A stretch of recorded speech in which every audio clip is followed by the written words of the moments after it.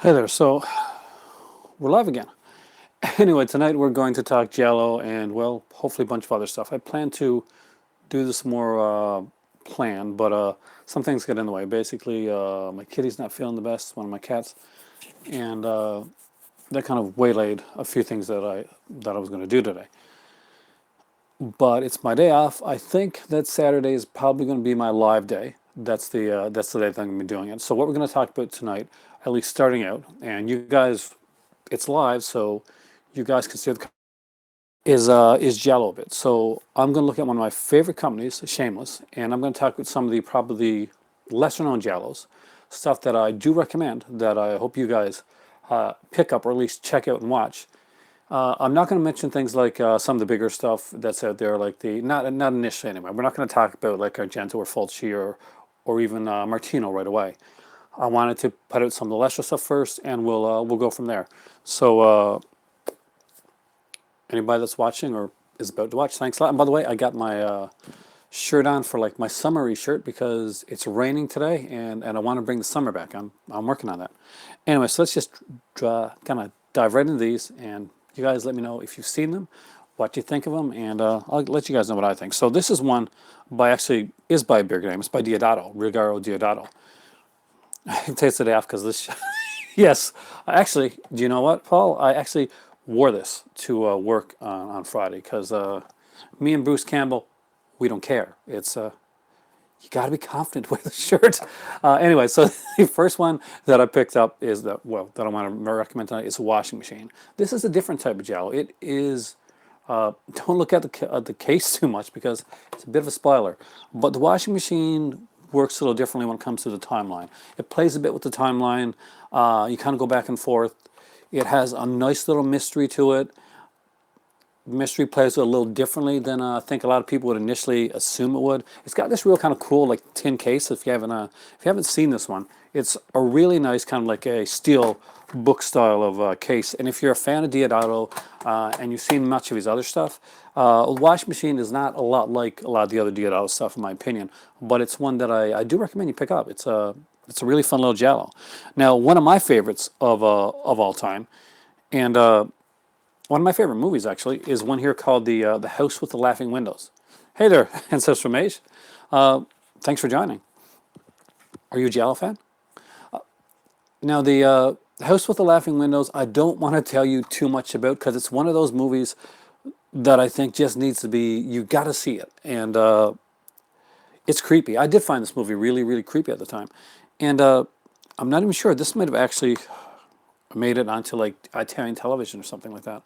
But it's if you've never seen this, who's the director on this one again? It's Pupi Avati, right? Yeah. So if you've never seen this one here, just go in pretty blind. Don't like read up or see too much about it. It's different. It's extremely creepy. And what was really cool is recently I think one of the podcasts I listened to actually mentioned this movie. So I was actually really surprised that somebody aside from me had seen The House with the Laughing Windows. Because if you haven't seen it, it's a great little pickup of Shameless.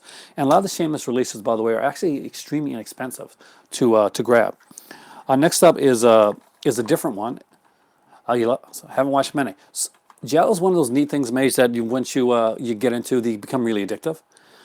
And you start watching one, you start to notice patterns, and sometimes you get put off by the patterns, but after a while you find that you get disappointed when certain patterns aren't in there, when there's not like a little bit of sleaziness, or the kills aren't as inventive as you would be, like say in a Diodato or a Gentle film, or like say like in Sergio Martino we did Torso. But Oasis of Fear, different type of film. So basically, there's this couple. One is kind of like supposed to be like kind of an underage couple. You have watched a lot of Argento and Fulci. Fulci and Argento are two of my favorites. Argento, Fulci, and Martino are my three favorite. I think Italian. So when it comes to that, Diodato's like pretty close by, but I'm not really big into cannibal films. Torso is one of the best, bar none, hands down. I had Torso on every format possible, and if a new version of Torso comes out, I'll get it too because I really don't think they've done an actual really great special edition of Torso yet. Ray Lovelock. If you know who Ray Lovelock is, he's been in a few. Let's Build a Snowman. Torso is my favorite movies ever. Excellent taste. Torso is probably one of the hands down great. And it's one of the first ones I saw. It's one of the things that made me such a fan of Susie Kendall, who did a few of those movies. There was girls that like kind of came out, and you would see them in a bunch. Yeah, you got like Susie Kendall was in a few of them. Oh, what was her name? The girl that's in all of them. I remember there was a girl that was in Deep Red, and she's like a little girl at the time, and she's like really creepy looking and just really intense. And she grew up. She was in the movie Demons, and she grew up to be this gorgeous, like stunning girl. And yeah, she was in Demons, and she showed up in a few other like movies like that as well. But the first one I saw her in is like she was the kind of the insect torture in the movie Deep Red, but she turns out to be like the stunning girl in the movie Demons. So if you haven't like put the correlation between the two, trust me, next time you watch both those movies, you really will. Different film. Basically, there's a couple. The guy is like older than the girl, and they're going around like they take like some new pictures of her, and she's supposed to be like I think she's supposed to be slightly underage, and they're using it to like kind of blackmail people. But one of their blackmail schemes go wrong, so they head out as quickly as they can, and they knock literally on the wrong door at the very wrong time, and it looks like they're invading this house, but they got a lot coming to them. There's a lot to it, and it's got this song that keeps going throughout it. The Ray Lovelock actually does the music for and sings. Uh, you know it because it plays all through the movie. Ray Lovelock is one of those guys that once you see him and then you see him in other stuff, you kind of really appreciate the work that he did. He was in Live Like a Cop, Die Like a Man, which is one of my favorite Italian, like, what do they call those? I cannot pronounce it, Plazia? Those type, cop type films. This one is pretty raunchy, the next one I'm going to show you guys, but it's called The Sister of Ursula. And if you've seen The Sister of Ursula, you remember it. And again, it's a really cool cast in this one here. Barbara Magnolfi is in this. Sister of Ursula has one of the most unique weapons in any Giallo film. And I'm kind of like dancing around what it is, but if you've seen The Sister of Ursula, then you know what the weapon is. And it's very phallic in nature. We'll just leave it at that. This one has a ton of nudity, and it like just thins like really goes the thin line between like being a very like soft core type one. Seven released it. Yeah, Seven released it in a set actually. They released it on its own, but I think they put it in like a 3-pack set with the original when they did Sympho Dwarf on DVD. And there's Sympho Dwarf, Sister of Ursula, and another film which escapes me right now. But they did put it at 3, and I think it was like kind of the Euro Sleaze pack, something like that. You know, Severin would use that type of name, the Euro Sleaze. Shameless is the same way. They put out a lot of similar titles, and Shameless revels in the sleaze part. Yeah, it is. It's actually a really cool movie. So you've seen Sister of Ursula. It's it's awesome. And if you don't mind nudity, then tons of nudity in it. So I've got to try and like censor some of these covers. Shameless is infamous for putting out a lot of like kind of raunchier covers. So if you got a Shameless collection, you want to keep it away from your kids, not just because of some of the movies, but because of some of the stuff that they actually put on the covers. Now, this one here is Umberto Lenzi's Almost Human. Not really a Giallo film, but it's one that I really think that should be talked about more. It's a great film. Lenzi does a fantastic job with this one, and I really, really like this. We got like Thomas Milan in this one here. Henry Silva does a great job. Henry Silva is one of those actors that is really highly underrated, and I wish we would see and hear more from Henry Silva. I can't even show you guys the cover of this one here, but Almost Human. Yeah, there's complete nudity on the cover. One of the best cool endings that's not on one of the main guys is this one right here. And this is Martino. So I'm lying, I'm getting some Martino in here. But it's a Martino that I wanted to talk about. We've talked about Torso, and everybody here has mentioned that one. But have you seen The Strange Vice of Mrs. Ward? If you have, fantastic. If you haven't, and you've seen Torso, definitely give this one a look. This is another one by the guy that did Torso, and it took me a while to hunt this one down. Now you can find it pretty much, just go on like Amazon UK, and I think it should be there for actually fairly cheap. I'm not sure if Severin or another company put this one out as well, but they probably did. Yeah, exactly. So Let's Build a Snowman has seen a few of the Martino films, and it is a fantastic film. The ending, I love the ending of this film, and it's It does that little thing right at the end, and it's a kind of cool gut punch to certain characters in the film that really deserve it. That they think, they do this, and you think, you're not quite sure what their plan is. Then you find it out, and then you think they're going to get away with it, and maybe they do, and maybe they don't. But there's a nice little twist at the end. And again, this is probably Edwidge Finch. That's the actress I was trying to remember earlier. Now, she is fantastic when it comes to the Giallo genre. If you haven't seen anything with her, definitely check out Edwidge Finch. She is, yeah. There's a set I got up there called the kind of the Black Cat set, and she is actually in one of the films there. She's actually very young when she was in that one, and she does a great job. And she does a lot of very erotic stuff. Now, the next one up is Anthony Beato's The Cat's Victims. I'm a big fan of Anthony Beato. He only made two actual Giallo films, as far as I remember. He made this one here and another one that I don't have because I'm showing some shameless stuff tonight, called The Bloodstained Shadow. If you haven't seen The Bloodstained Shadow, I recommend it. Check it out. It's actually a really good, really kind of smart slasher. It kind of like a Giallo film. It's got a bit of a twist. It's not overly sleazy like a lot of them are. Now, this one here, most people know The Cat's Victims under the other title, Watch Me When I Kill. And I just like The Cat's Victims as a better title, and I like this cover better. There's like another cover here, like kind of a, you'll know this movie as soon as I show it to you because it's came out with another company as well. And it's like that one there. But it doesn't suit the film. Watch Me When I Kill does not suit this. Does not suit this at all. The Cat's Victims actually is a really smart title for this film. There's a guy in this film that kind of looks like, this is the one I think, looks like Charles Bronson. Got a kind of a Bronson-esque look to him. So if you have not seen The Cat's Victims, AK Watch Me When I Kill, also one that I do recommend you pick up. Andrea Bianchi. Andrea Bianchi.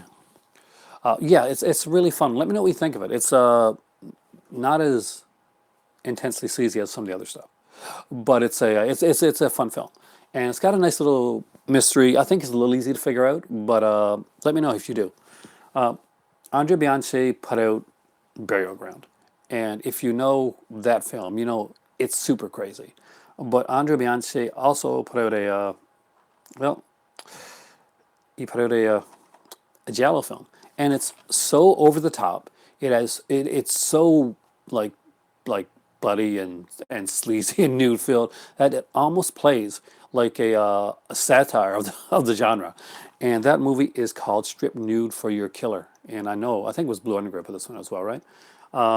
But it is, again, I think it's finished. It's finished in this one as well, too. Yes, Edwidge Finch is in this one as well. This has a great cast. But I'm going to be honest with you. As much as I love this film, and I've watched this a few times, the first time that I saw this movie, when the killer was revealed, I actually thought that the killer was somebody that was already dead. Oh, the blow doll scene. Yeah, I know. See, John Steele. Hey, welcome, John Steele. So yeah, the girls in this one become, aside from Finch, become so interchangeable, especially the blondes, that once the killer's revealed, I thought, oh, wasn't she already killed? But nope, she was that other person that was there in the scene. So good film. Blow up doll scene is fantastic. But that whole film, like, there's this like, is this the one with the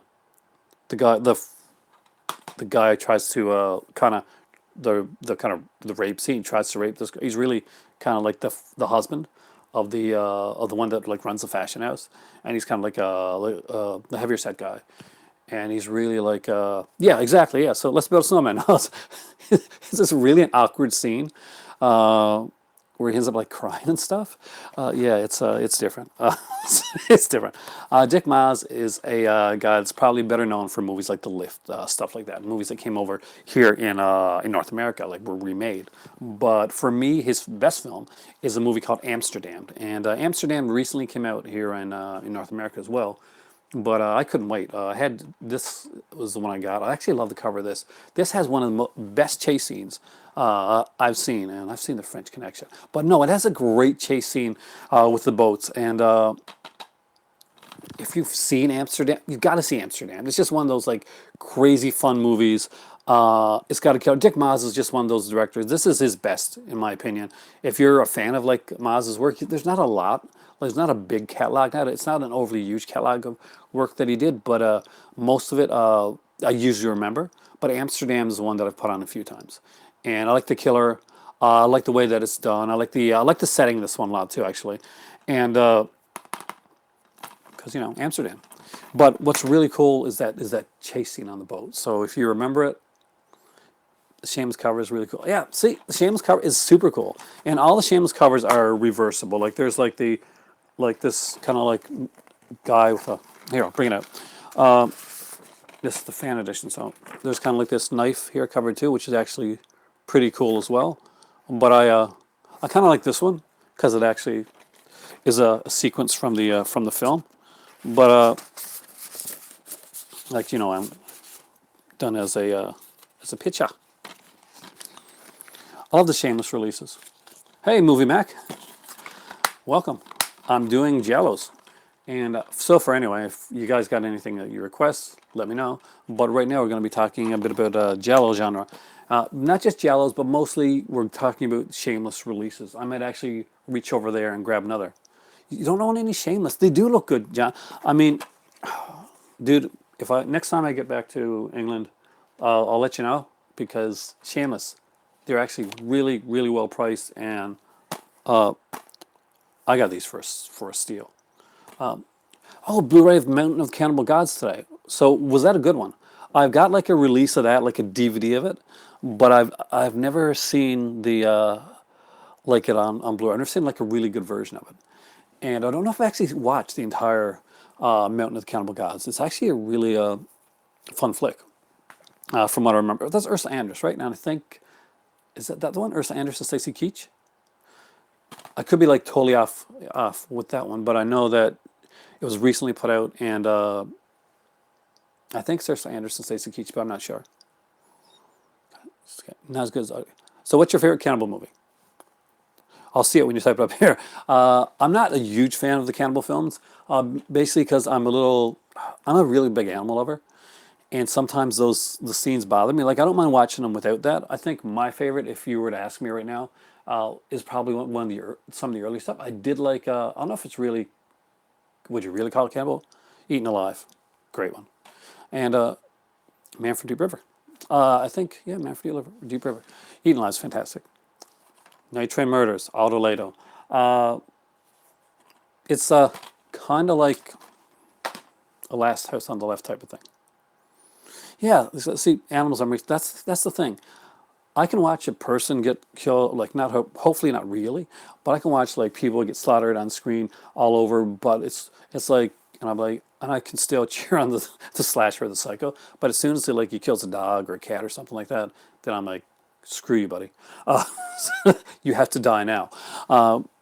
Yeah, but animals are my weak spot. They really are. They always have been. Night Train Murders. If you like Last House on the Left, it's kind of like a less one. There's a cannibal film with a Manuel. Cunits are releasing the Pink Panther Collection Volume 2 next month, and the day after, August 7th. I'm picking up both. I also want obviously you know that I'm collecting the Pink Panther stuff. My better half, she loves that. Yes, there is actually a what was it called too? Emmanuel and Last Cannibals. There you go. And I think I actually have that here. Yeah, I do actually. 88 Films put it out, and they put out some like great features with a lot of their stuff. Emmanuel and Last Cannibals is really different. It's not your average cannibal film, and I'm actually kind of a fan of it. See, Snowman knows his stuff. He's seen everything that I've seen on here. I bet he's got a good collection of Giallo. Now, and I got it here. See if I can. I got to get a better mic. This is Emmanuel and Last Cannibals, the 88 Films edition. Yeah, you'll see a fellow Italian lover. You picked the right night to watch because I'm kind of in the Italian mood tonight. I'm actually gonna make spaghetti later too, so that's another thing. Not a lot of features on this one. I actually thought there was more. This is Joe D'Amato. If you're not familiar with Joe D'Amato, he's a director that's done a lot of like Little Sleazy. He's done some hardcore stuff as well. I think that he worked with Rocco Siffredi. And if you know that name, Then Rocco Siffredi is a guy that was, or if you don't know the name, Rocco Siffredi was a guy that was kind of like primarily was an Italian like porn actor, and he did a lot of like high budget stuff. He put out like Tarzan one. And he did ones with like, and he did them with extremely high budgets and just for like for that type of film, for an adult film. I haven't seen a lot of his stuff, but I had like a release that had like Last House at the Edge of the Park and a couple others. I think it was out by Shriek Show, and one of them is a Joe D'Amato film. And there's a an Easter egg if you look for it. If you got that like the thriller set, I think it's don't know any shameless on any related note. Heard rumors of Scream releasing Night of the Living Dead 90 on Blue, 140 280 R.I.P. Yeah, I would like to see that happen. Last Callum is like a cannibal film, softcore porn. It's very softcore porn. If you like Laura Gemser, it's definitely a good pickup. I agree. The I'm not going to say anything like totally on it, but when she goes to interview the girl in the asylum, that's a unique interviewing technique. Uh, I will leave it at that. You know what I'm talking about?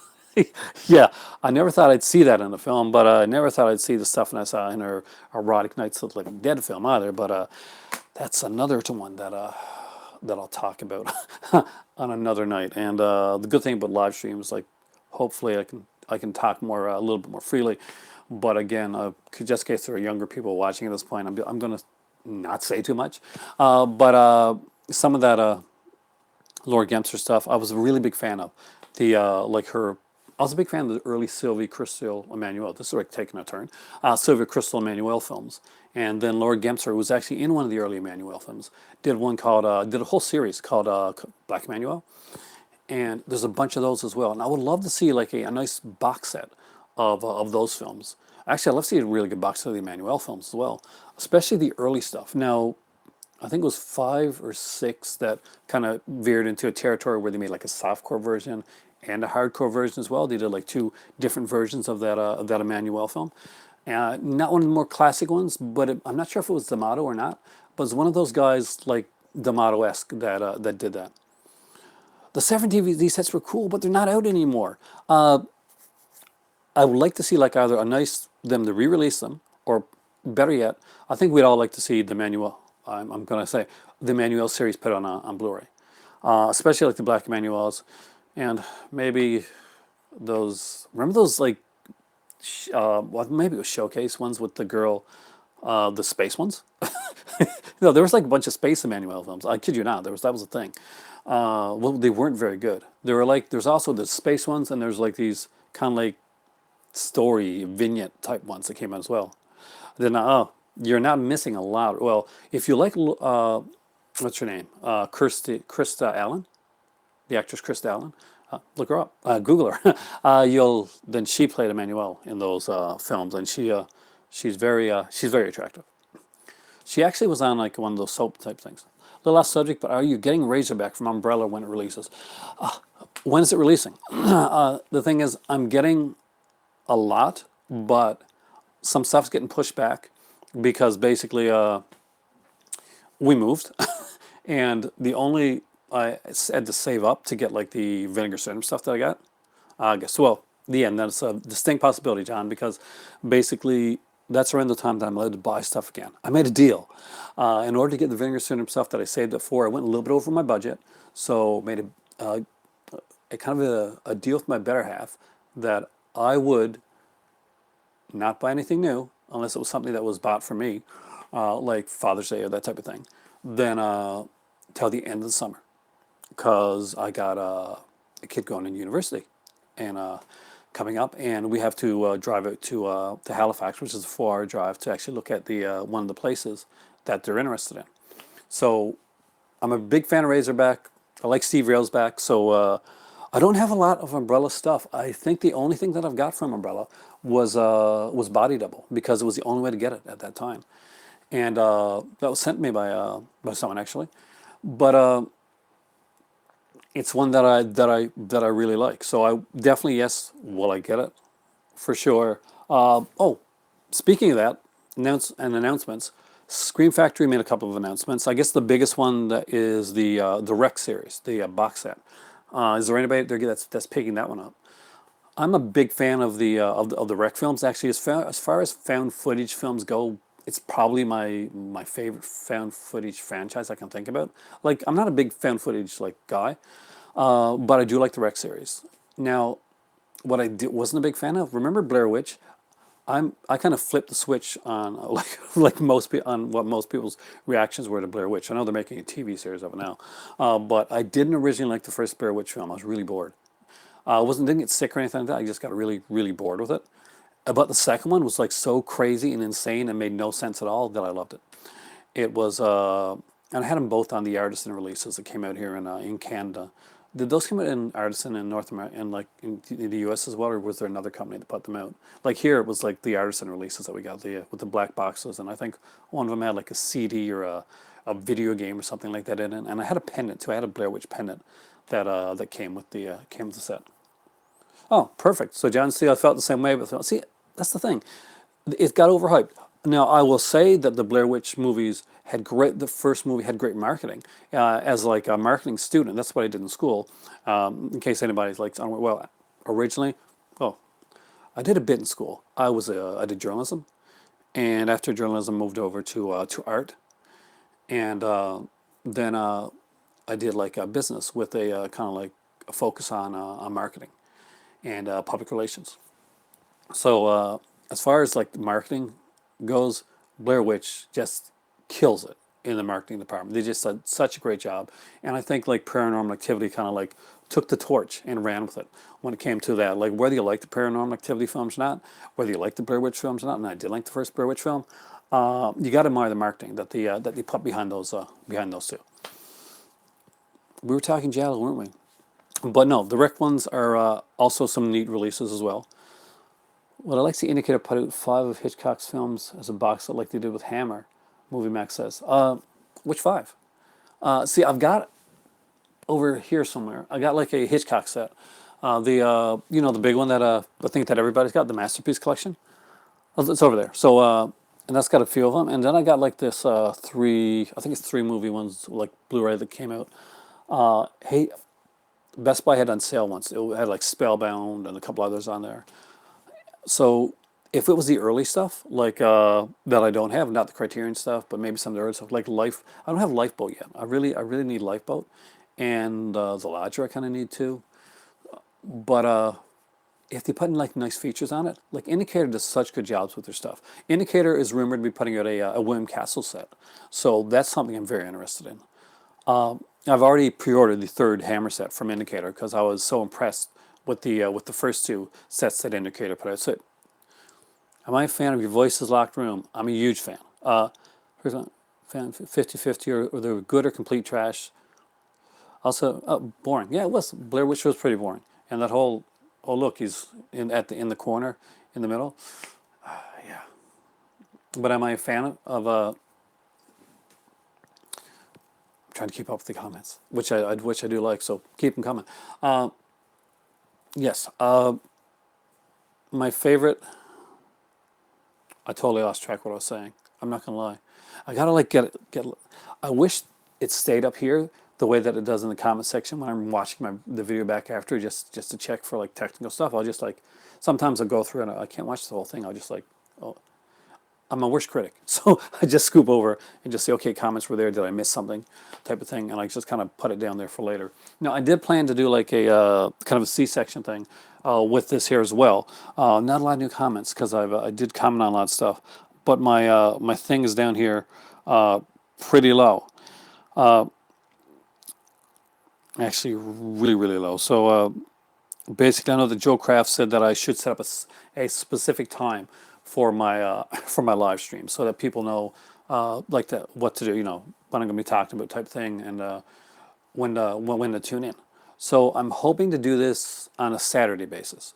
So let me know what you guys think of that, and feel free to throw questions at me. Now, as far as like the stuff that's coming out now, the one I'm most excited about, I don't know really. I would like to have. I wanted to get that Indicator semi-fuller box set that came out. that's coming out. But I got the Sony release, and I got to look into the features because I'm pretty sure, aside from it being Blu-ray, it's pretty much the exact same release. The Sony Pictures put out these like really good sets a while back. They put out a bunch of film noir ones, and they put out like Samuel Fuller set if you're a fan of Samuel Fuller. And Indicator recently put out like recently announced their Samuel Fuller set, which is like mirror image of what the what Sony had put out, except it's on Blu-ray, and I think it's definitely got more features. One thing I might get it for is Indicator just does such a good job with the booklet. So if you guys haven't picked up any Indicator yet, just grab one title, kind of something that you know is gonna have a booklet with it, by the way, and see if you like it. I've been a huge fan of what Indicator's done so far with their stuff. My favorite thing that I bought in the last little while, I guess, the hammer sets I got for my birthday. It's official, but I heard Severin is working on. Yeah, it is official with the Changeling. If you've never seen the Changeling, it's a really good movie. It stars George. Oh my God, Canadian actor. George. He's a scary guy. George C. Scott. It stars George C. Scott, and just know that it's not a boo type of film. It's more of like a cerebral type ghost story, and it's not an evilly poltergeisty type of film. It's got a slow build, and there's a wheelchair type of scene, and there's like a ball going down the stairs. There's just like these little scares that come in and kind of creep up on you. We have to do the live streams on Saturday evenings. My first indicator was Charlie Varick. Oh, I want Charlie Varick so bad. You got the Harryhausen indicator set? Which one? I got like the first one, and I've got the Sinbad one, but the one I really want is the second one. Oh, thanks. So that's cool. Thanks for the info. I'm trying to keep up.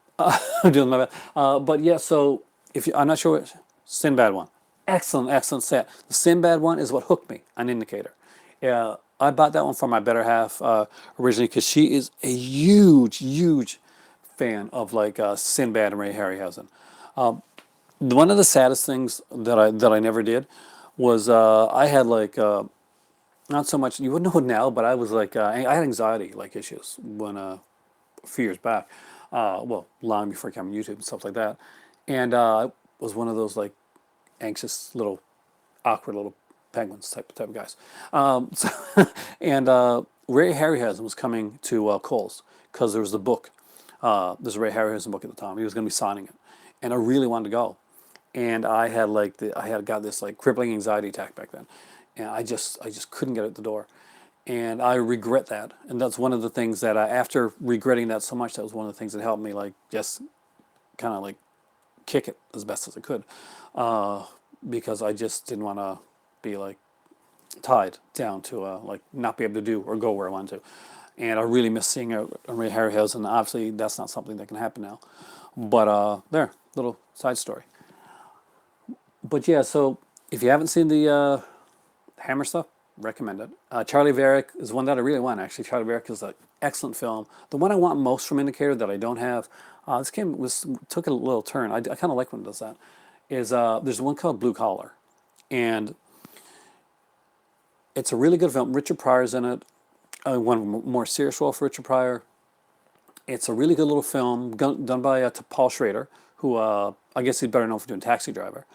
But along with the commentary, there's kind of like a kind of Paul Schrader, like kind of a master class in like in filmmaking, like screenwriting type of thing, and that's you can listen to. And Indicator does do these incredible like audio extras that are just fantastic that I probably wouldn't listen to before, but I definitely Blue Collars like got this like screenwriter, Paul Schrader and screenwriting. I'm there. I want that. So that's one that's like high on my list. Did all you guys get your Vinegar Syndrome like notices yet? Like if you have any you guys ordered from the Vinegar Syndrome sale, I got mine a couple days ago. Actually, mine's getting close, I guess, hopefully close to being here. I'll do like a live unboxing for my Vinegar Syndrome stuff, and I'll go over what I got, and probably geek out a bit, because right now they're one of my favorite companies. Indicator, Vinegar Syndrome, those are two of my favorite companies going right now. I'm still a big fan of Scream Factory. I have been, I think that they're more of the releases that they've announced recently I'm more excited about. For a little while, I was a little underwhelmed by Scream. And there's about a year when I think I picked up maybe one release. but not because there weren't good releases out. It's just that nothing excited me as much as some of the other stuff. That, and I'm big for a lot of the stuff like that comes in the US or the UK, it doesn't get around here. So when the online sales happen, when they have their big sales, they're like big important times for me to be able to like stock up and get things that I haven't been able to watch and haven't been able to get in a while. So Screen Factory used to be a site that used to have these fantastic sales. You have these like kind of like these creepy like 2 times a year type of sales, and they have like lots of like stock that every like, for 4 weeks they changed it out every once a week, and they'd have like a bunch of like these older stock, and as they would sell out they would actually put more in there. Now they haven't done that recently. Their anniversary sale is actually fairly decent, but their other sales have been really lackluster. The prices really haven't gone down that much. Their shipping has been iffy, so it kind of stopped me from getting some Scream Factory stuff. Now that being said, some stuff has shown up here recently. Cyborg showed up here, and I picked that up right away. Misery showed up here as well. Troll, which I already had, Troll 1 and 2 showed up here with. I'm not sure if it had Best Worst Movie in it or not. If anybody picked up the release that came out recently that showed up in the Walmart here in Canada, if you're Canadian, let me know if it had Best Worst Movie on it, because I did pick that up when I got it. It did include Best Worst Movie, but I didn't see the sticker for it in a Walmart. And apparently there's a Howling, another film, a double feature. Hell Night. Yeah, Hell Night was the last one you got. Hell Night was the one that I actually sent away from Amazon for. Hell Night, John, is one of my is an all-time favorite of mine. I think Hell Night is really underrated. And it was underrated by me for a long time. And when I watched it this time, when I watched Hell Night, it actually it grew on me even more. And that kind of cool subplot, like Syndicate and Movie Mac, like Syndicator 2, China Syndrome, sometimes Scream Factory titles are a little cheaper on Amazon. Exactly. So that's where I go to get a lot of my Scream Factory stuff now. You're at Taco Bell. Hey, make a run for the border. Such a maze. Does that have Linda Blair? Hell not. Yeah, it stars Linda Blair. It's got Linda Blair in it. There's actually a girl in it. She's really cute. I can't remember her name right now. She's got a unique name actually. Also has the guy, one of the Van Pattens, and he has like a kind of a subplot that's really really good. And there's a nice little twist at the end with the film. Not one of those like jump right at the last minute Friday the 13th Carrie type twist, but there is like kind of like a twist with the killer, the way that's done in Hell Night. And Hell Night, not only was that just such a good feature, but Hell Night got pushed back by Scream Factory, and this is something I do appreciate that Scream Factory does. Well, I want to see it. I have been wanting to watch more with her. Just watch Born Innocent. It actually was a TV movie, I think. I love Linda Blair. I had such a huge crush on Linda Blair, and that comes back from like the Savage Streets days. Deep Discount's good. I've never got anything from Deep Discount. My dad uses them a lot. Get Scream Factory type a bit cheaper as well. I got to check into their shipping as well. Now, Don, my better half wanted to use Deep Discounts, I think, for some of the Hanna-Barbera stuff that she collects. We actually sat down tonight and we watched the Ties That Made Us season 2, completely in a row. We watched all 4 episodes. Realized that I watched the first season before with my kids, not with my better half. So we sat down then and watched the other 4 episodes from the first season. Rewatch for me, but I really enjoyed it. So if you haven't seen it, check it out. Transformer episode in season 2, amazing. But yeah, Linda Blair. I got to thank for Linda Blair. I do. I think she's incredibly cute, and I think it's because I saw her more in Savage Streets and I saw her more in stuff like Hell Night than I did like in like The Exorcist and stuff like that. I actually, see, see, let's build a snowman knows my Linda Blair obsession. I was not I'm gonna be honest. I was not the biggest fan of The Exorcist the first time I saw it, and maybe it was the age I saw that. Savage Streets for a decent price. I know. Now back in the day, what was it? There was a good edition came out. I love the fact that I can just like reach out from Arrow Video, and I think you'll appreciate cover if you're Linda Blair. This is the Savage Streets that I got. This is the one that Arrow put out. Back when I first started buying from Arrow, they put out this DVD link that was stacked full of stuff. And just to show you what's one of the really cool things that Arrow used to do a long time ago, posters. So there actually is I still got it here. Try to keep my stuff in as good condition as I can. The poster of Savage Streets. It's the UK release. This is the Arrow video. It's not, same guys that put out a lot of the do a lot of stuff like the Deep Reds and the Bird Crisp Plumage stuff like that. Now here's some original Arrow cover art from some of their early releases that shows up on the back, the other side of it.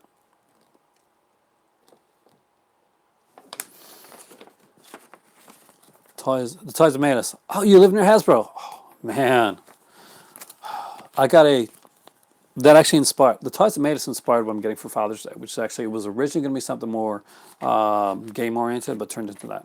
Screen Factory will put out the collector's edition of the original Creepshow since Warner Brothers let them put out the It's Alive trilogy. I never thought about that actually. Damn, I hope so. There's like 2 or 3 editions of Creepshow 2 out there, man. I got like a Arrow Video Creepshow 2 edition, and there's also one out there but no, I don't, no, not the Arrow. The Arrow one's the one I want. I got a good one from 88 Films as well, though, with a nice slipcover. And the Creepshow 2 actually has a different slipcover than the cover on the inside. So that kind of comes off as really cool. I need the Arrow one as well. And I know there's like different color, like Arrow Creepshow 2 covers. So I would love to see them put out a really good edition of Creepshow, because I've got the bare bones one pretty much that they put out. And what I would really like to see them do is to take that really excellent Creepshow documentary and add it as special features. Because one of my favorite releases, and I don't know if I can reach it from here, was put out by a UK company, is this Return to the Living Dead Steelbook. Now, I'm a huge fan of Return to the Living Dead. I grew up at the time that was like a big movie. I like I like punk songs, stuff like that as well. So this movie kind of like really hit me in a lot of different ways. Now, what's really cool about this edition is it has the More Brains documentary on here as well, and it doesn't just like give you part of the More Brains documentary. It also gives you all the features from the More Brains documentary as well, and a little like Ernie notebook in there. So it's actually really cool. There's some artwork there with like kind of a nude trash in the background, Lenny Quigley's character, and a ton of features on here. So if you've never picked up the, this is by Second Sight. They actually do a lot of good stuff. Second Sight put out like, this is Second Sight, right? Make a lar of me now. I'm pretty sure it's Second Sight though. Yep, Second Sight. Second Sight puts out like a, just keep an eye on them. They put out like a lot of really good stuff. And like this, I think is an amazing cover for Return of the Living Dead. I didn't know I was getting this one. This was one of those like 1 year on Halloween. Well, Halloween was coming up, and my better half just said to like keep an eye on the mail over the next couple of days, and I didn't know why. And one day this just came. Return of the Living Dead, and that even sums up my childhood. We had a very similar childhood. My favorite Return of the Living Dead, as much as I love this one, I really love the part 3 with Melinda Clark. It's really different, and I know it's like Romeo and Juliet, like with zombies and stuff, but I'm a big Melinda Clark fan as well. So I pretty much watched anything that Melinda Clark has done, and I know her back from her days on like on soap operas. Her father was a Days of Her Life, right? Yeah, her father was John Clark, and he did like a long-running role on Days of Her Life. So I think it was like Mickey Horton, something like that, one of those characters. And I did watch those shows because I really should know this. And she kind of came on to that show, to Days of Our Lives. And then she went on to do other stuff. You know, she'd done like a bunch of nighttime soap operas, Return of the Living Dead. She did a bunch of like horror stuff. Part 3, yeah, it's really good. People overlook it for some reason, and they do. But you know what people really overlook? And that's Part 2. And that's because Part 2 is kind of like, it's like Part 1 with more comedy and less gore slash nudity, I guess. Part 2 is almost like, hey, it's more the family-friendly Living Dead, Return to the Living Dead film. It's been a while since I've seen it, but if I'm wrong about that, you can like correct me. But I'm pretty sure that the second Return to the Living Dead one is pretty tame compared to Part 1 and Part 3. Like even like they're kind of like their turn on the Tarman zombie is like kind of like a kind of a tamer type look on that. Oh, for anybody that just came in here, I'm going to do a quick recap of the of some of the Shameless stuff that I mentioned. I'm just not going to go through them. I'm just going to let you guys know what it is. So, movies that I think you guys should pick up from Shameless. Yeah, the Part 2 is coming on Blue from Scream Factory. So that's one to definitely watch out for. Shameless fit ones you should pick up. Night Train Murders. Olé. Amsterdam by Dick Maas. Really, seriously pick that up. Andre Bianche's Strip Nude for Your Killer. If you've seen A Burial Ground and you haven't seen this makes a great double feature. Cat's Victims, otherwise known as Watch Me When I Kill. My favorite cover for this, by the way.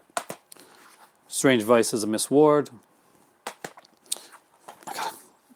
Umberto Lenzi's Almost Human. The Martino's Sister of Ursula. It's part 3 where she keeps putting stuff in her skin to keep the transformation. Yeah, it is. But I think that was meant for somebody in the comment section. But I apologize. But yeah, it is actually. Oasis of Fear. This one here, House of Laughing Windows. If you haven't seen it, really, really see this one. It's really good. And the Deodato film that most people, for some reason, haven't seen, The Washing Machine, which I do like. It's got a really sexy staircase sequence. But All Colors of the Dark. Oh, yes, I need that. I don't have All Colors of the Dark yet.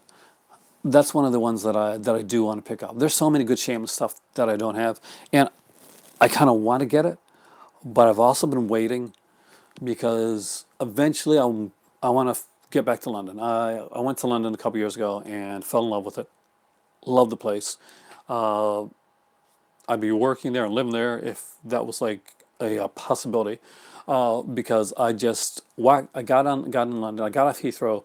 Actually, I got to Gatwick, and just took the train, and I walked in along Baker Street because that's where we're staying around Baker Street area, and went to Fops up there, and then I went to H&B afterwards, and I just fell in love with the place, and I love the way that the releases are done.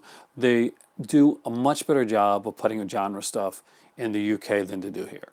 And we do, yes, we got Scream Factory, which is fantastic, and Mon Macabre, if you're willing to go online and get their stuff, they got great stuff. Mon Macabre has some great, crazy stuff. Vinegar Syndrome got great stuff. But again, a lot of these are online. You can walk into a Fops or an HMV and you can pick up a lot of really great stuff. You can pick up Arrow. You can pick up really worth the look, worth the wait. Something to look forward to. Yeah, All the Colors of the Dark is one. I know I've seen it a long time ago, but I don't remember it, and that's kind of good because I like going in with some of the stuff kind of blind again. That's like I will rewatch a lot of my Giallo stuff, and I'll wait till I at least don't remember a lot about it. But some I got to rewatch again. Like Washing Machine just said something about it. All the Colors of the Dark is one that I know I'm gonna love. It's like I got to get The Church and The Sect, and those not Giallo films, but they're both Italian films. And I think are they both by Save?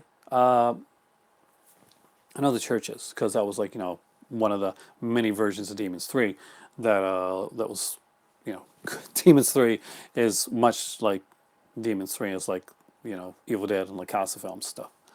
I always forget the killers when I'm rewatching Giallos. Haven't seen it in a while, so it's always fun rewatching. So that's the same thing with me. And I try to leave enough time that I don't remember who the killer is, or at least I don't remember all the stuff. The Church, yeah, isn't The Church awesome? So John Steele, I was actually a really big fan of that.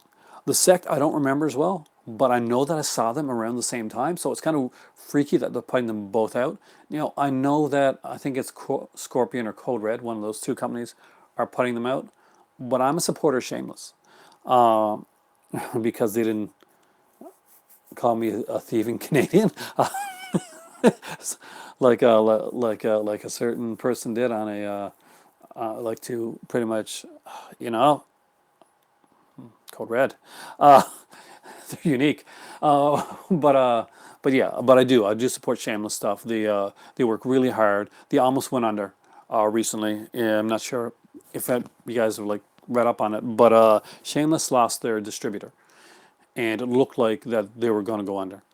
Church, but watch The Sect, and it was shot. It is the Sect is actually shot beautifully. I think The Church is actually a bit better myself.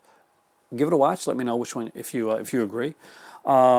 Shot beautifully. Does that mean you didn't actually like the film? You just kind of like the cinematography? Because that's a nice way to say the film looked good, but I'm not quite sure how I feel about it. Which is pretty much my thoughts on The Sect. Is that it's a good-looking film. I'm not quite sure if I love it, but it's something that I do think belongs in my collection. But yeah, look, Shameless release a lot of Italian stuff. They release a lot of Giallo. I have this have a second watch, but that's how I feel. Yeah, exactly. That's what I thought. Look at this. These are Shameless stuff, And the first like 20 or so Shameless releases have this here on the cover, right? On the spine. So it actually spells out Shameless if you get the first 20. A good friend of mine, Luke, actually got me the Blu-ray of one of my favorite Shameless film releases, which is the New York Ripper.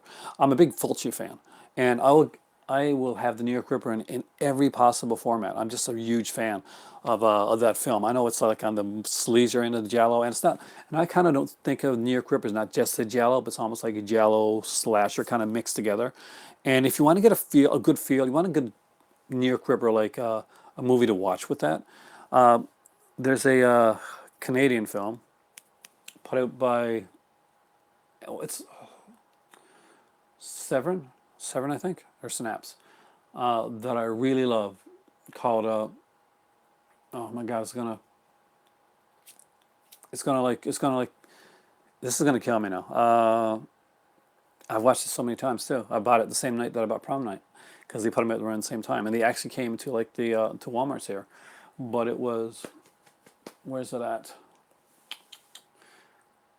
Anybody remember what I'm trying to say? Curtains, movie Curtains. So Curtains and New York Ripper, both kind of like are two films that, very different films now, mind you, but they're both films that are part Giallo and part slasher. Got a unique kind of weird mix of it together. So Curtains and New York Ripper actually make a really good double feature when you're watching that type of stuff. Fulci is your favorite director. You have great taste. Fulci is amazing. He doesn't get the credit that he deserves for a lot of the stuff that he does, and he loved doing. He loved making films. I like a lot of these guys that they just have a passion for filmmaking. And then they put some stuff, and some stuff they put out may not be as good as other things, but they just want to be making films, and it's not even so much as it's a money thing, is it's a passion thing. It's something that they love to do, and they put out some crazy stuff, and they put out some stuff that you never thought you'd watch or you thought you'd see, and it's just that their flair, their style of putting out the film, just it draws you, it just draws you into it. Whereas, like, say, you may not have watched this film otherwise, but like Fulci's spin on it, his take, his style, his camera work, actually brings you in and makes you watch the film. That's that's how I feel about it.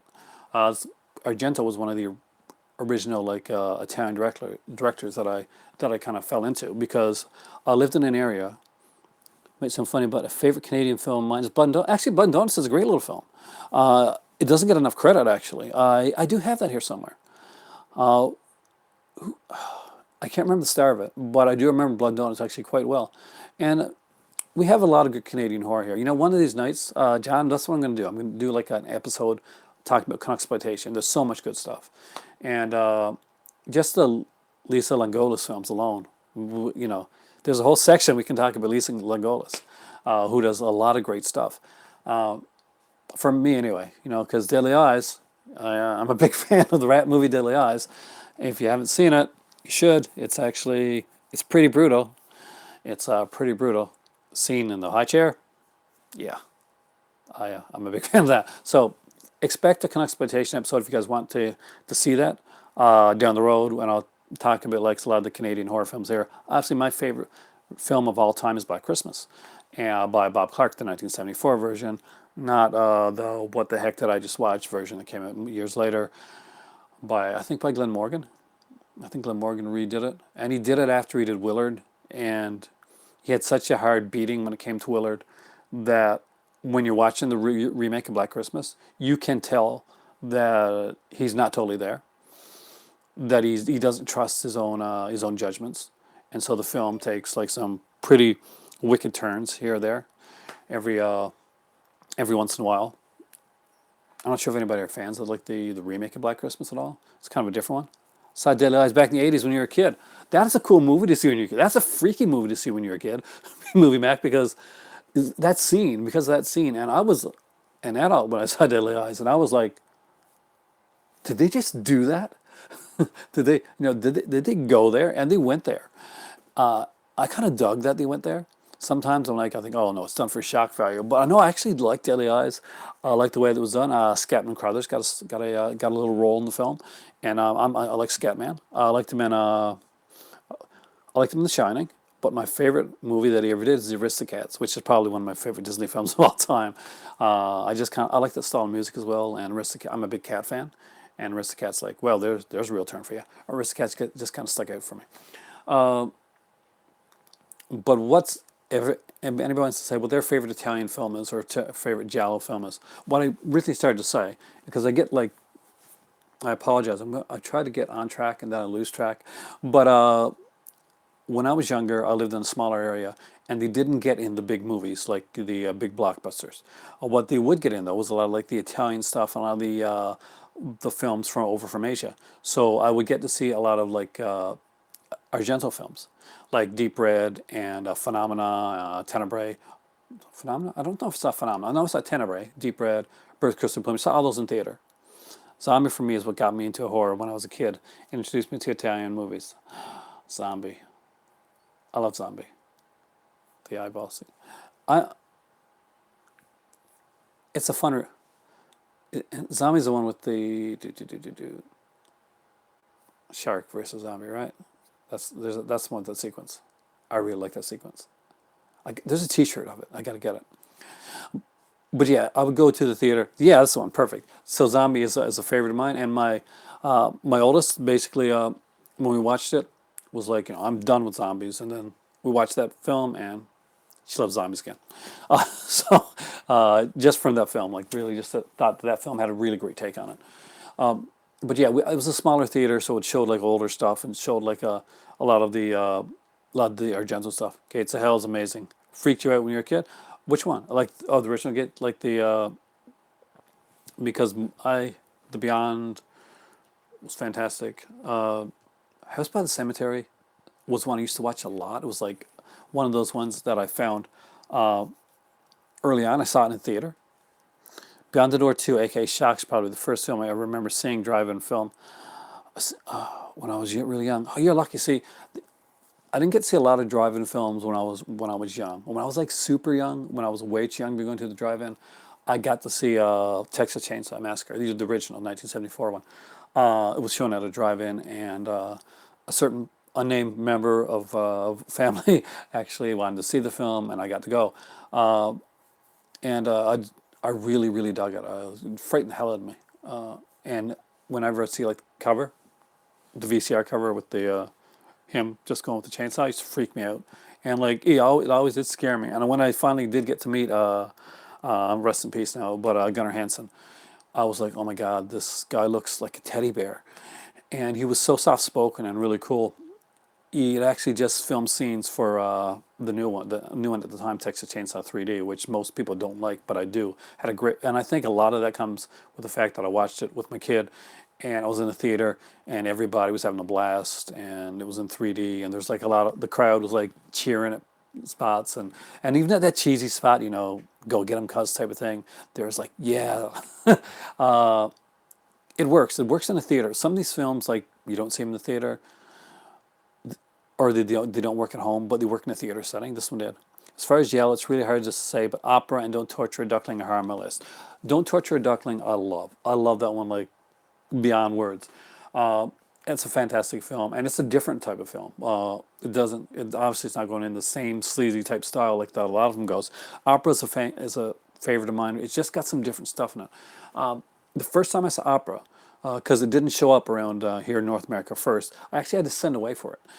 And there's a company at the time and called Video Search Miami. I think they're gone out of business long ago now because what they did was that they'd get movies that weren't out in like weren't being released here, and they get like foreign releases of them, and you'd pay your $25. There'd be no like cover, like there'd be like a cover, but it'd basically be cardboard with the name on it and like a small description on the back, usually in like kind of light green type of thing. James Hester. I really like Texas Chainsaw 3D. It's a lot of fun. It makes no sense, but it's a lot of fun. That's exactly the thing. A lot of people didn't get that fact. Did you like the latest one? The Texas Chainsaw like prequel thing. I was not a big fan. Some people say I should go back and watch it, give it another chance, but I didn't like it originally. But I did like Texas Chainsaw 3D when I saw it, and again, it is. And no matter what you're going to say about Texas Chainsaw 3D, Alexandria Daddario. Yeah. Oh my God. My feelings on the Suspiria remake.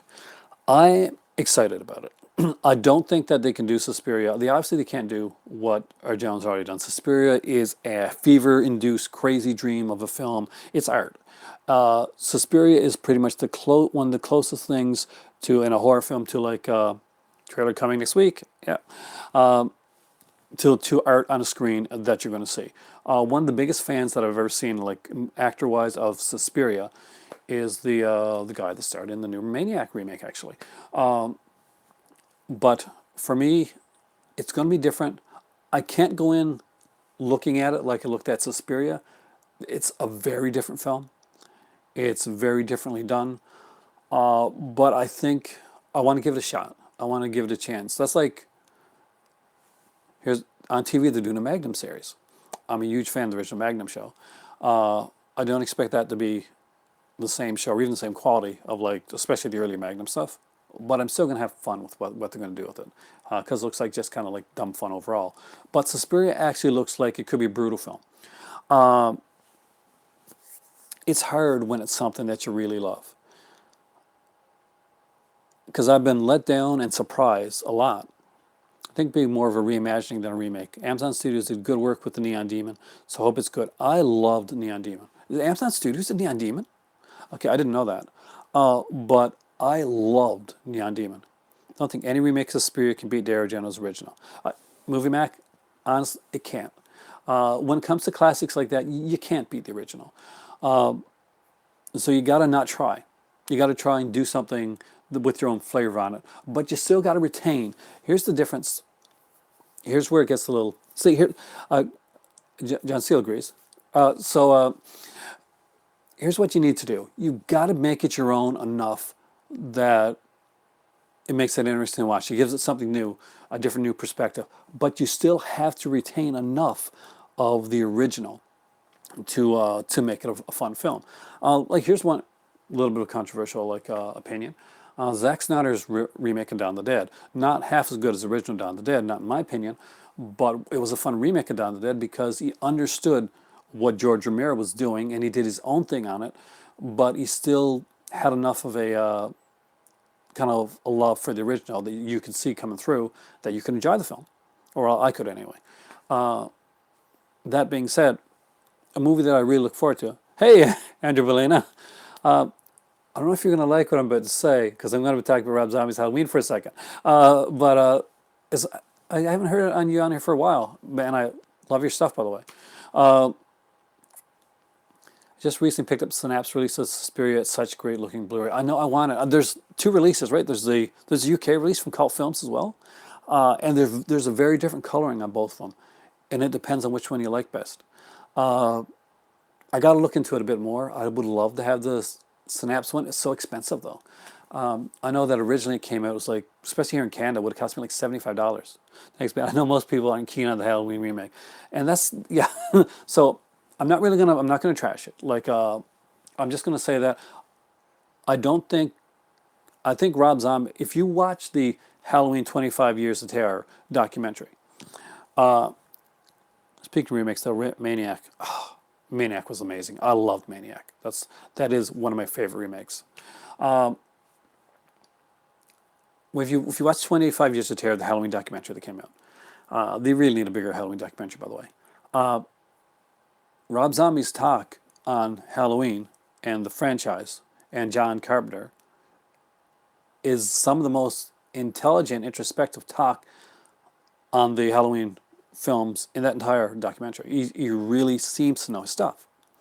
And I got a feeling that me and Rob Zombie would get along extremely well, actually, despite like my joshing of his stuff every once in a while.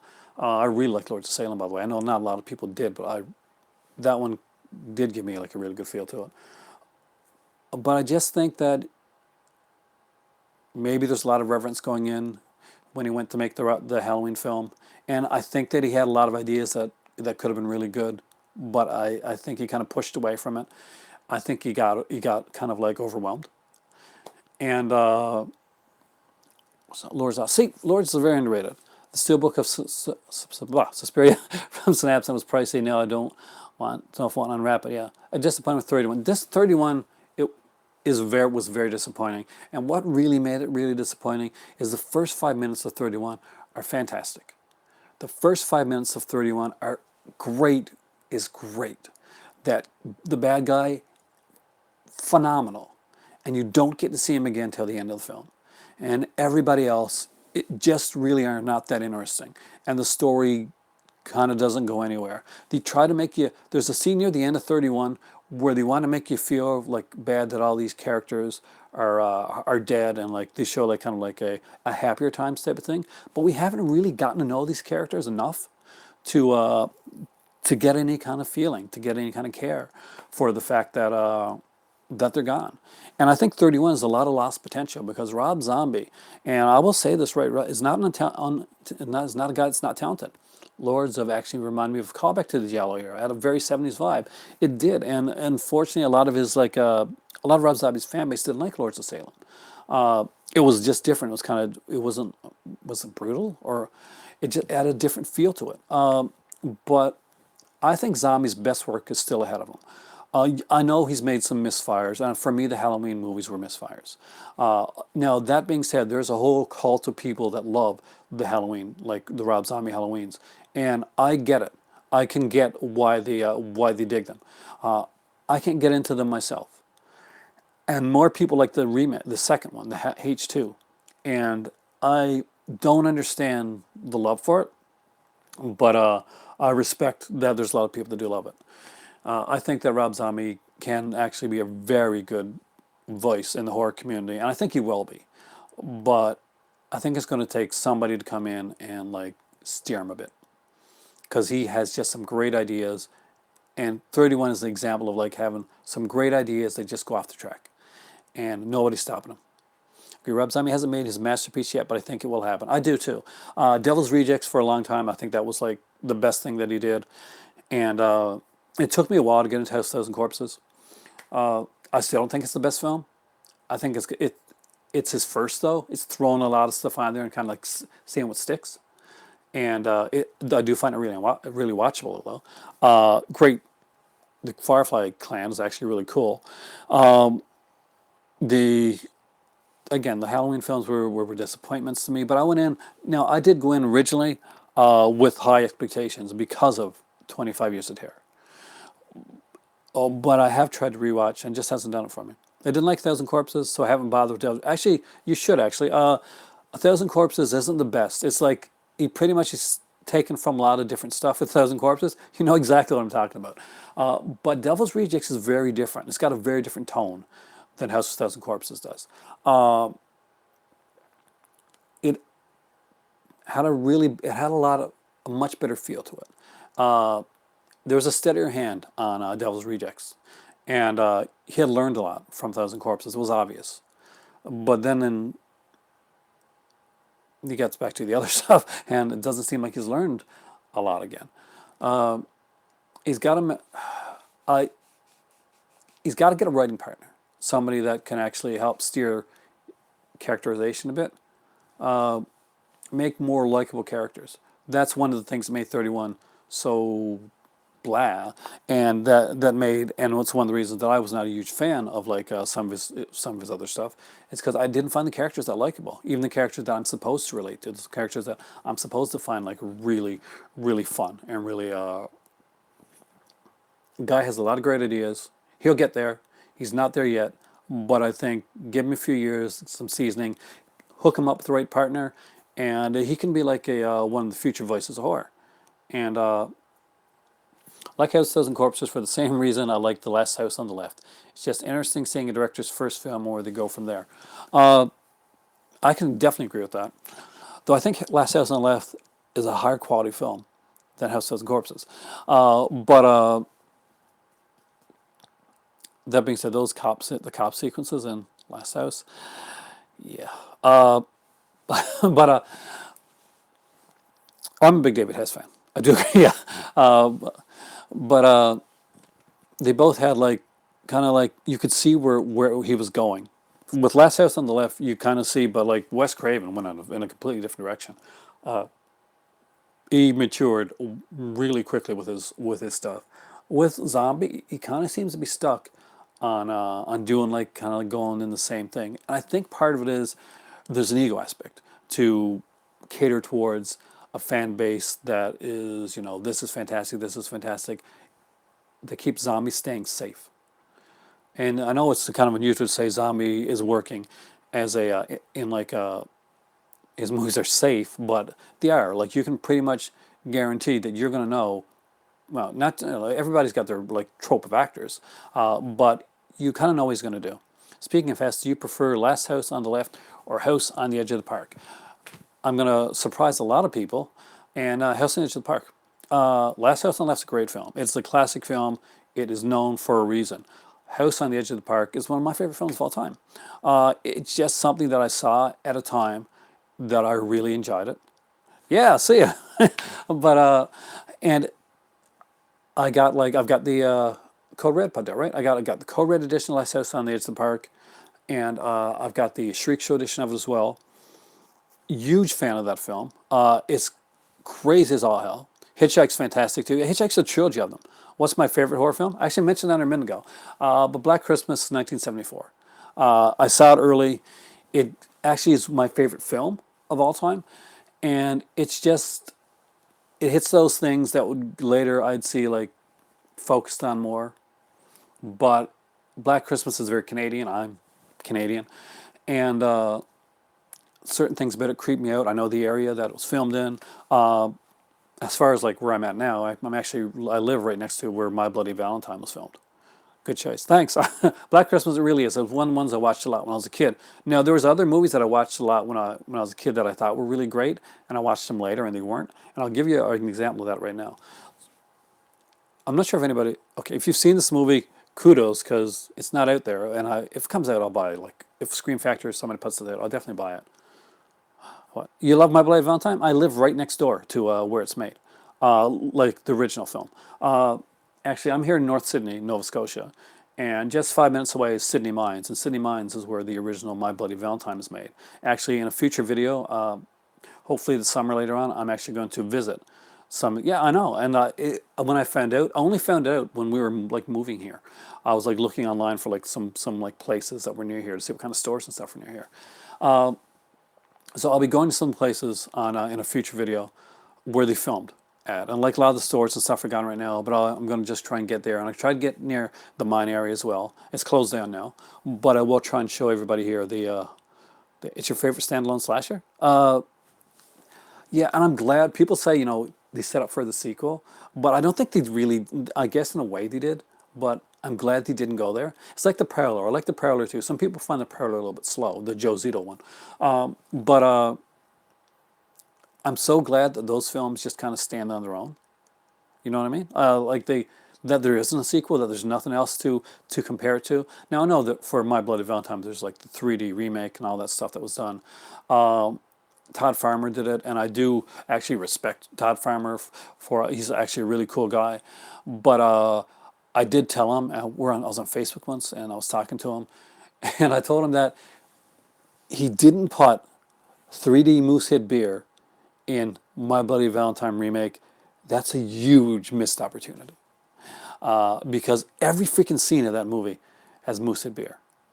I don't do they still make it? I gotta check so when I make my Bloody Valentine video, Night Stalker 1973 scared the hell out of me. It says 10-year-old, loved the music. I think it's from the guy that did directed New Orleans tapes.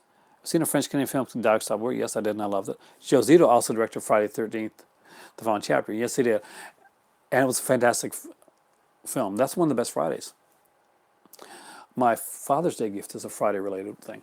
Now, you mentioned it there, the guy, the New Orleans tapes. So yeah, actually the New Orleans tapes was supposed to be where it was going. It got switched around with Darren McGavin. Of course, the book Night Stalker and the Night Strangler were done as well. And of course, the TV series, Kolchak, the Night Stalker. Yeah, it was done by the guy that did Dark Shadows. It was, that was his kind of his claim to fame. He also made a few like TV like gothic horrors as well. He did like a Jack Palance film as Dracula, and Jack Palance too as Dr. Jekyll and Mr. Hyde. So if you haven't checked those out, you might want to grab them or check them out because they actually are pretty good additions. And Jack Palance makes a fantastic, like, imposing Dracula. So it's an underrated one, but definitely check it out. And Night Stalker creep me out. If you've seen the Kolchak TV series, then there's an episode called The Vampire. It's actually a direct sequel to the Night Stalker film. And if you haven't seen Night Strand yet, that's also a really good one as well. That was the movie that came out afterwards.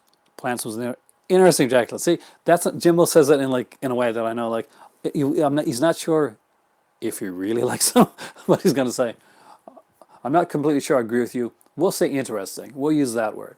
But no, I think, I agree. I think it was, I think he did a good job in the role. He's very imposing, much like Christopher Lee is imposing. Christopher Lee, I think, is my favorite Dracula of all time. I grew up in the time, like the Hammer films were very readily accessible.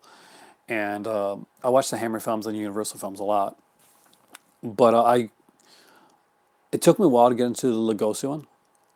Norless Tapes was genuinely scary, especially with the when he peered through the motel window just before jumping. Yeah, that's one of those scenes. Is that out on Blu-ray yet? Because I don't have that. It seems like something Kino would put out because Kino's putting out the Night Stalker, Night Strangler double feature, and it's rumored that they may put out the Kolchak Night Stalker TV series. I'm not sure if that's been like kind of confirmed or not, but it's something that I do hope they do. But because I love those films, and there's a lot of these like TV horror films that really should get another look. I know Scream Factory when they first started out, they put out two like a double feature, like these two TV horror. I got to get them. I never got them, but they're like two TV horror films, and they didn't sell that well, so they didn't actually go into any more TV horror, except for the chiller stuff. But like the actual original classic TV horror stuff, they didn't put in a lot of that stuff. I wish they did. I like to see like more TV horror come out. I think if we're going to see that stuff, Kino tends to be the studio that actually does that stuff, and Kino's really been up their game with stuff in the last year or so. When I first started like collecting Kino, you're lucky if you got a trailer, and sometimes you get like an audio commentary type of thing. But later on, like Kino stuff, like the Rawhead Rex release was incredible. Ton of stuff on that one. Great release. If anybody doesn't have the Rawhead Rex release, I'm sure Clive Barker's would be glad to join the Rawhead Rex release. But pick it up. It's actually a really fun film. Rawhead Rex, much like Deadly Eyes, goes into that like killing off the person that's kind of like you think is going to be unkillable category as well. And Rawhead Rex is a fun little like monster film. It's crazy, and although Clive Barker's not a fan of it, I think from reading Clive Barker's work, to be honest with you, Rawhead Rex actually is a pretty decent representation of the craziness and the just the field of a lot of Clive Barker stuff. He just does some Rawhead Rex really feels like Clive Barker. I know that he started making movies because he didn't like Rawhead Rex. That's why he did Hellraiser and would go on to like Lords of Illusion, and of course my favorite is Nightbreed. But I just like you can see I got like Nightbreed there, and it's one of my oldest favorites as well because I got it for a birthday one year, and it was like never seen it, and huge like a fan of it now. But yeah, if you haven't seen Rawhead Rex from Kino, it's a release to pick up. It's an excellent release. Features fantastic. The movie is a lot more fun than Clive Barker will let you believe. And if you've read a lot of Clive Barker's works, I mean, they're different. Scarlet Gospel, I'm not quite sure how I feel about it. I've read it. I'm not quite sure how I feel about Scarlet Gospel, but it was a decent one. But there we go. Anyway, this has been 79 minutes, almost 80 minutes long, which I kind of like. And I'm hoping to do like longer or this length at least features. We'll probably get the Arrow release of Rawhead Rex. Oh, yeah. Have I seen the French Canadian film called The Dog Who Stopped the War? I did. I did see it. I'm Canadian. A lot of these films were stuff that were shown on like TV, like CBC, which is Canadian Broadcasting Corporation here. Kind of like almost like a public television thing, like you'd have in the States or in the UK. But CBC would show all those movies. So basically, The Lies My Father Told Me was another one like that. If you haven't seen that one, it's more of a kind of a dramatic film. Yeah, I'm not sure if it'll play well outside of Canada, but it played really well here. A lot of like French Canadian stuff I would see when I was younger as well, and they would usually be sometimes be darker, and they'd have more of a European feel in the fact that if I was watching when I was a kid, it was really cool when we get like sometimes the CBC feed, like the local feed would go down, and we get like the Montreal feed, and they add a more European feel to a lot of the shows and films. So you get more like as a kid you get more nudity and stuff, and when you're young and you're like a young boy, that's kind of that's a big deal, and yeah, I used to like a lot of the French Canadian shows. But the Dog Stop the War, yes, I actually did like that film. I don't have it. It's another one that I'll eventually get in my collection. Hopefully, guys, my Vinegar Syndrome stuff is coming soon, so I'll be doing a video like unboxing all that. I do have a Exploitation one video that I want to do. With a live stream, I do want to go over a lot of different, like I'm going to do some topics, much like I started off with Giallo, and we just went into all kinds of topics and crazy stuff, and just stuff that I really love. And think of questions, ask me. Anything you guys want to ask, and it doesn't have to be on topic. Just don't get political and stuff like that. I don't like that, that type of stuff. But movie questions, you can ask me personal questions. Really enjoyed this. Glad I decided to check out a live video. We have really similar tastes. Looking forward to more. Have a good night, everybody. Thanks, Let's Build a Snowman. Thanks, John. Thanks, Movie Mac. Thanks, everybody that showed up for this one here and talked and conversed, and either through here or the comment section. And hopefully, if you guys have channels, let people know in the comment section right there. Let them know where to find your stuff at. Andrew Belina, sure, I'll be checking out your future streams. Thanks, I really appreciate it, man. It's been a while since we chatted, and I do really love your videos.